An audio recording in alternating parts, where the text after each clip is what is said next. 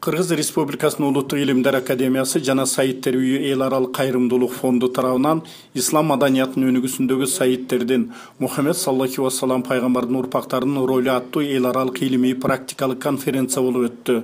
Анда Орто Азияга ислам динин жайылтуу максаты менен келген арабтар арасындагы пайгамбардын урпактары туурасында кенен маалыматтар айтылды. Иш чарага коңшу Өзбекстан, Казакстан жана Туркия, Аравия өлкөлөрүнөн окумуштуулар катышты. Өзбек Республикасынын Термез мамлекеттик университетинин эл аралык илимий борборунун доценти Жалалиддин Мирзаев Термездеги Саиттердин үйүнүн калыптаныш тарыхы туурасында кенен айтып өттү. Ал өз сөзүндө Борбор Азия пайгамбардын урпактарынын таркашынын ордосу экендигин, Термезге Саиттер 865-жылдары келгенин так айтууга боло тургандыгын белгиледи. Центральная Азия стала родиной саидов. У нас шарифов единственно, несколько только, единицы только. Основная масса была саидами, а основная масса шарифов это Северная Африка, Марокко и так далее, и так далее. То есть мы являемся, как бы сказать, местом распространения саидов. И говоря о саидах, значит, надо сказать, есть конкретная дата приезда родоначальника саидов в Термез. Это 865 год. Это доказано во многих источниках. Это общепризнанный факт, и в Термез приехал один из внуков имама Зайнан-Бин-Лабдина, Убайдуллаха Ал-Араджа. Это тоже известный, значит, деятель, у него там исламская энциклопедия, можете увидеть.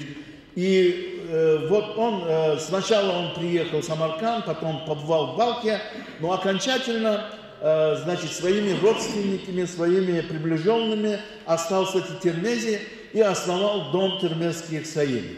Мирзаевдин айтымында пайгамбардын урпагы экендигине алардын колундагы тарыхый санжыра башкы далил боло алат. Ошондон улам Термезде басылып чыккан китепти мисал катары көрсөтүп, Саиттер боюнча иликтөөлөрдө биргеликте иш алып баруу максатка ылайыктуу экенин билдирди. Кто саид? Может сказать, что я саид. У него должно быть шеджере.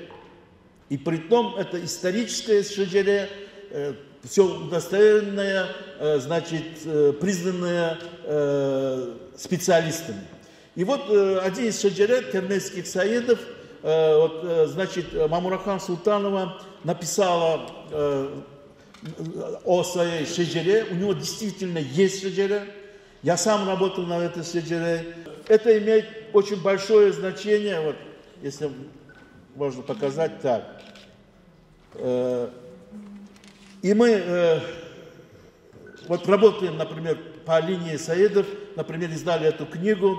Я был очень рад, вчера увидев вот эту книгу, мне было радостно, что в Центральной Азии вот мы выпускаем. И я думаю, мы будем совместно теперь выпускать, соберем все шеджере, значит, в Центральной Азии будем и исследовать, значит, на академическом уровне издавать их, переводить на русский язык, на английский, на арабский язык. Я думаю, мы вместе с Институтом истории, с Домом саидов будем, значит, объединяться и в перспективе будем делать большие работы. Спасибо большое. Ал эми Сауд Аравиядан онлайн режимде чыккан Саиттердин өкүлү доктор Саид Абдуразак пайгамбардын урпактарынын Хижаздан Борбор Азияга чейинки жолу туурасында тарыхый маалыматтарга токтолду. Мындан тышкары Орто Азия жана Россиядагы Саиттердин санжыраларын тактоо зарылдыгын айтып, аны Саиттер үйүнө осуят кылып калтырды. Кыргызстан, Таджикистан, Узбекистан, Казахстан ва Туркменистан. وفي الاتحاد الروسي هناك ايضا كذلك ساده اشراف موجودين. اتمنى من السيد عمر الحسيني في بشكك قرغيزستان ان يجمع هذه المشجرات ويجعل لهم سجل يكتب فيها اسماءهم واحفادهم واحفاد احفادهم يحفظ الفروض. Ошондой эле сиздерден сураныччы, сиздерге болгон осуятымды ушу сейиттерге көбүрөөк көңүл буруп, жалпы Орто Азиядагы жана Орус Федерациясында көптөгөн сейиттер бар. Ошолорго көңүл буруп, анан сейилдерге өзгөчө суроо жөнөтүп, мындай талап жөнөтүп жатканда бул ошолорго көңүл буруп, насаптарын, шажараттарын токтогон аракет кылсын. Чындыгында Мухаммед саллаллаху алейхи вассалам пайгамбардын урпактары жөнүндө атайын иликтөөлөр жокко эсе. Ал эми бул илимпоздордун катышуусу менен өтүп жаткан иш-чара алгачкылардан экенин белгилеп кетүү зарыл. Анткени Мухаммед саллаллаху алейхи вассалам пайгамбардын урпактары жер жүзүнүн бардык өлкөлөрүндө жашап келгени менен алардын тарыхын тактап баштарын бириктирүү иши жокко эсе. Мындай демилге үй бүлө мүчөлөрү тарабынан көтөрүлүш зарылдыгын иш-чарада сүйлөө ниетин билдирген Сауд Арабиянын Мекке шаарындагы Аль-Кура университетинин тарых бөлүмүнүн башчысы профессор доктор Хишам бин Мухаммед Али Аджми айтып келген. Анын пикиринде бул багытта бир башчы болуп, ага мөөр берилип, атайын комиссия түзүлүп, тарыхый документтери текшерилип, чыныгы сайиттерге күбөлүк берүү зарыл. Анткени мындай аракеттер ислам шариятындагы сайиттер боюнча түшүнүксүз маселелерге чекит коюп, алардын ишин тартипке алып келет. Бирок тилекке каршы доктор Хишам бин Мухаммед Али Аджми илимий иш-чарага жакын убакытта оорудан улам каза болуп калган. Бишкекте сайиттер үйүнүн ачылышы дүйнө коомчулугунда чоң кызыгууну жараткан. Анын максаты үй бүлө мүчөлөрүнүн башын бириктирүү менен аларга тиешелүү болгон укуктарды коргоо болуп саналат. Азыркы учурда аталган борборго кубануу менен санжыралары бар экендигин айтып кайрылгандар арбыган. Илимий конференцияда Сайиттер үйү кайрымдуулук фондунун төрагасы Мухаммед саллаллаху алейхи вассаламдын түз урпагы Саид Умар Олмасханов алгачкылардан болуп сөз сүйлөдү. Анда ал пайгамбардын урпактарынын азыркы абалы кайдыгерликте калганын айтып, алардын башын бириктирип үй бүлө укуктары боюнча ишти шылуундар алып барып жаткандыгы өкүнүчтүү деди. Учурда пайгамбарыбыз саллаллаху алейхи вассаламдын үй бүлөсү тукумдарын тастыктоочу санжаралары, алардын документтери боюнча коомчулукта өтө суроо талаптар көп болуп атат. Мурда бул тастыктоочу документтер, санжаралар боюнча бир топ мекемелер иштеген. Фатимилер учурунда өзүнчө бир комитет түзүлүп, ушул пайгамбарыбыздын үй бүлөсүнү, сайиттердин жашаган ошол тастыктап, туулган күндөрдүн бүт баарын тастыктап, ошолорго документ берген ушундай өзүнчө бир мекемелер иштеген. Андан кийин Аббасилер учурунда, андан кийин Осмон бийлиги учурунда дагы ушундай атайын министерство бул боюнча иш алып барганда. Бүгүн ошол сайиттердин уюмун түзүп жумушун алып барып аткан киши катары мен ушул түзүлгөн мурдагы ошол комитеттер, ушул министерстволор боюнча бир-эки оозун айткым келет да. Бүгүнкү күндө бул Фатимилер учурунда, Аббасилер жана мына Осмон империясы учурунда түзүлгөн бул Накиб аттуу ошол комитеттер, Накиб аттуу комитеттердин иши жокко чыккан дейиштен алыспыз, бирок эл күткөндөй натыйжа бере алган эмес. Себеби Осмон империясы учурунда иш алып барган накиптер, аксакалдар бүгүн тастыктаган документтерин Аббасилер тастыктаган накиптер көпчүлүгүн кабыл албайт. Аббасилер, Фатимилер тастыктаган накиптердин документтерин Осмон дөөлөтүндөгү накиптер бүгүнкү күндө кабыл алышпайт да. Бул жеткиликтүү натыйжа бере алган жок да, ошол түзүлгөн комитеттер. Мен анын себебини ушул үй бүлөнүн мүчөсү катары айтып кетким келет да. Ошол учурдагы империянын башчыларына биз ыраазычылык билдиребиз. Ошол пайгамбарыбыздын ахли байты үй бүлөсү боюнча ушул көңүл буруп эле мындай карап койбостон атайын ошондой комитет түздүрүп ошондой иштерди жүргүзгөндүгү үчүн биз ыраазычылык билдиребиз. Бирок комитеттин түзүлүшүнө биз канааттанбайбыз да, анын түзүмүнөчү. Ошол комитет аксакалдар сайиттердин гана түзүлүш керек болчу да. Ошо сайиттердин үй бүлөсүнөн гана түзүлүш керек болчу. Ал жерде эч кандай сайиттерге тиешеси жок кишилер ал кызматты аткарышкан да. арасында көпчүлүгү ошо Саиттер үй бүлөсүнө тиешеси жок болду. Бир күн Саиттердин жашоосуна мусафирчылыкта дүйнөдө ыдырап кеткен Саиттердин жашоосу менен мусафирчылыктын жашоосу менен бир күн ысыгына күйүп суугуна тоңуп жашап көрбөгөн адамдар Саиттердин тарыхын тастыктагандар, мындай айтканда. Бүгүнкү күндө мына көрүп атабыз, башаламан каша десе болот да, мынча. Бүгүн баягы эле Саиттер ошондой эле мусафирчылыкта дүйнөдө калып кеткен. Бул учурдан пайдаланган бир суроо болгондо биз состармакта айттык элек шылуундар туурасында. Шылуундар туурасында айтсак, коомчулук бул көчөдө жүргөн адамдар деп түшүнгөн окшойт бул шылуундарды. Бул шылуундар көчөдө жүргөн кишилер эмес. Дүйнөдө белгилүү болгон фигуралар бар. Бул Саиттердин ушундай абалынан пайдаланып, ар кандай иштерди жүргүзгөндөр, булар дүйнөдөгү белгилүү фигуралар. Мына азыр Саиттердин мына иши ачык жазынан мэйнети жүрүп баштады. Аз-аздан болсо дагы мен сиздерди ишендирип айтат элем. Мына ушулардын баарына, ошол шылуундардын кылган, жасаган иштердин баарына өзүңүздөр көзүңүздөр менен күбө болосуздар. Себеби Саиттердин өздөрүнүн атынан бүгүн мэйнет иш башталды да.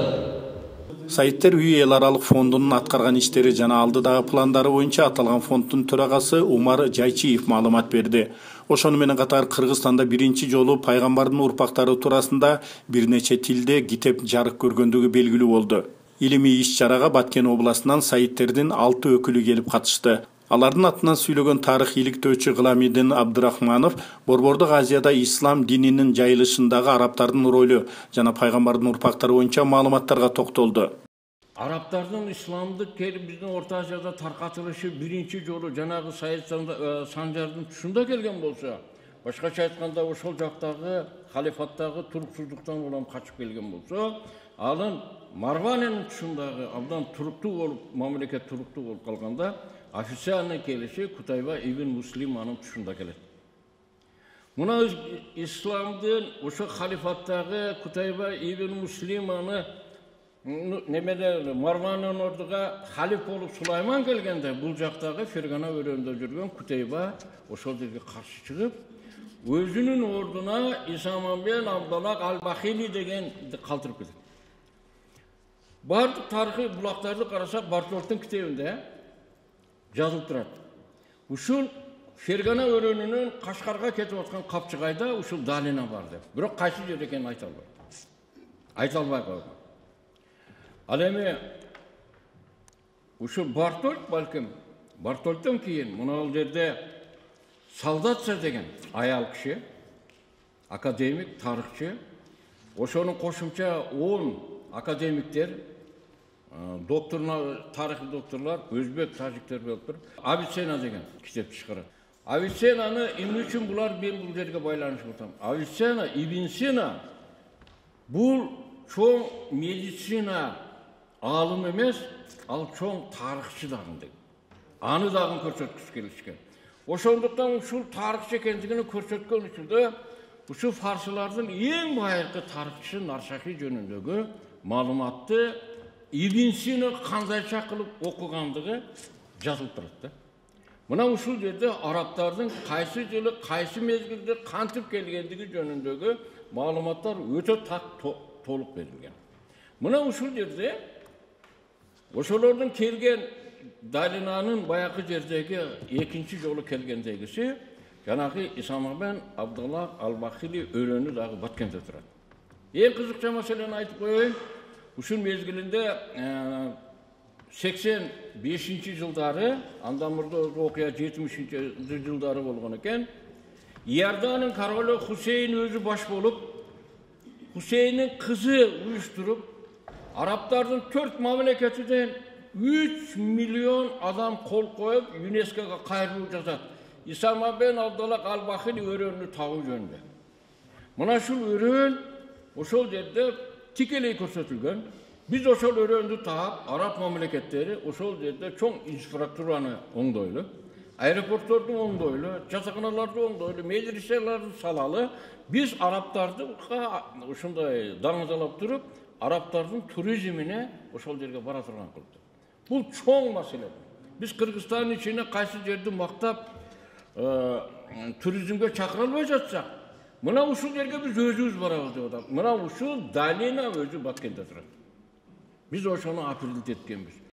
Иш-чараны уюштурууда башында туруп, сайттер боюнча китептин түзүүчүлөрүнүн бири болгон Академиянын илимий кызматкерлери сайtтерди изилдөөдөгү проблемаларга токтолушту.